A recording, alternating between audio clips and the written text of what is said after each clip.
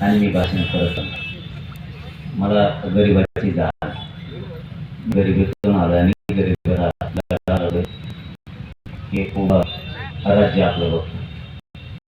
मी जास्त सोमनाथ भैयाच्या बद्दलचे झालेले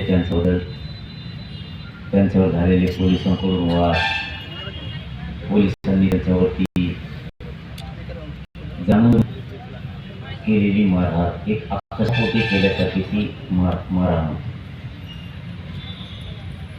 कारण कुठल्याही आतापर्यंत आईने सांगितलं तसं की महाराष्ट्रात नाशिक होतं गल्लीत नाही की कस्टडी माणूस त्याला मृत्यू पावला.